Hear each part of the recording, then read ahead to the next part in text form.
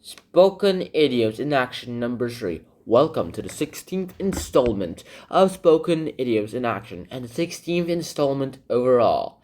Let us get the show started. Here's the preview of today's 10 words. Here are the idioms. That's life. That's news to me. That's the point. That's not the point. The mind boggles. There's no need. There's no telling. There you are. The same old story. The thing is that the trouble with something. Alright, here we go. Now, here we go. Our first idiom is that's life. There's a woman waiting for something. There's a woman calling someone. I've been waiting for the plumber since lunchtime. He didn't come and he wouldn't answer his phone. Now I've wasted the whole afternoon. I'm sorry, dear. That's life. People so often let you down. Alright, now, that's life means that, unfortunately, it's an expression to show resignation. You just, you resigned around something. You just gave up on something. Congratulations on your new job. This guy's like, huh? What new job? You just been made head buyer, haven't you? If I have, it's news to me. Oh, you are Johnny Brown, aren't you? Actually, I'm Johnny White. How do you do? Whoa, I'm pretty sure this guy's supposed to be Johnny White, and this guy's supposed to be Johnny Brown. I'm pretty sure this guy's supposed to be Johnny White, and I'm pretty sure this guy is supposed to be Johnny Brown. I'll tell you why right now. Brown! Much more white than his hair color. I mean, I kinda understand why he would have thought this guy was Johnny Brown. Alright, here we go. So, it's news to me is the idiom here. They say this. You say it's news to me when you find that a piece of information is really surprising or is really doubtful.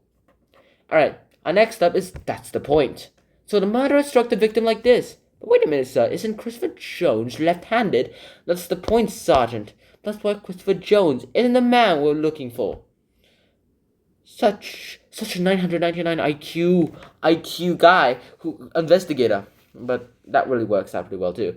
Next up, that's not the point, or that's the point. This meaning is that what you're referring to is or isn't the important part. Like when that's the point, you're saying that that is the important part. When you say that's not the point, you're saying that isn't the important part. Like Star Marco being the saying that's not the saying. Really? That's not the point.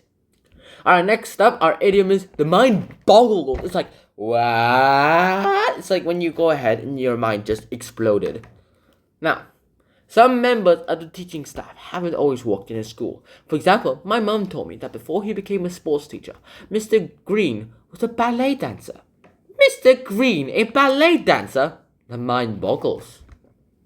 Now, when you go ahead and use the idiom the mind boggles, it's a humorous expression that people use to suggest that they're amazed or, they can't understand something. They're amazed by something or they can't understand something.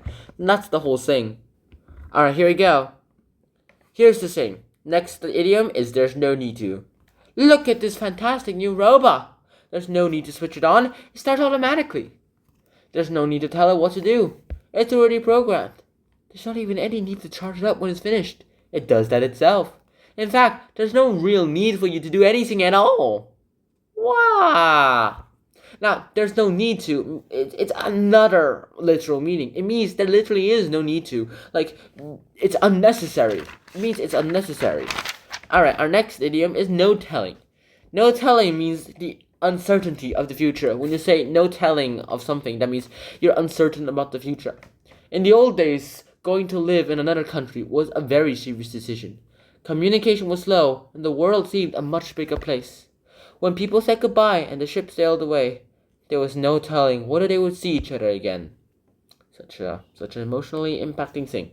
Our next up is there you are. There you are means you say this when you're presenting someone like, there you are, sir, salmon and salad. Okay, let me try it again. There you are, sir, salmon and salad. But I ordered steak and chips. Sorry, sir, my mistake. One moment, please. There you are, madame. Salmon and salad.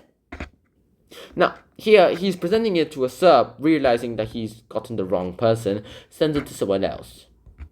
Alright, next up is the thing is. Now, this idiom, the thing is, means that you're going ahead and you're explaining something really important. You're explaining something that's really important. I'm terribly sorry to hear that, Grandma. Jamina is a very silly cat to get herself stuck in a tree. Grandma, normally I'd love to help, but the thing is, I really can't really climb a ladder at the moment. Yeah, he's on crutches. He should probably tell his grandma that.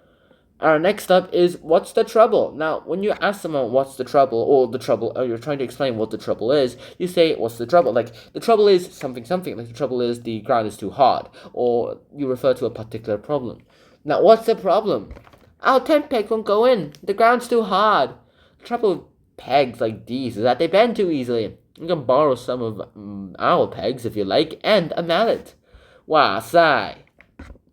Now, when you go ahead and you're like saying the trouble is something, or the trouble with something is, you're going ahead explaining what the problem is. Here's a preview of our next 10 idioms. I really hope you guys enjoyed today's episode. I'll see you guys soon in the next one. Until next time, then, of course, Shahana, peace. Bye bye.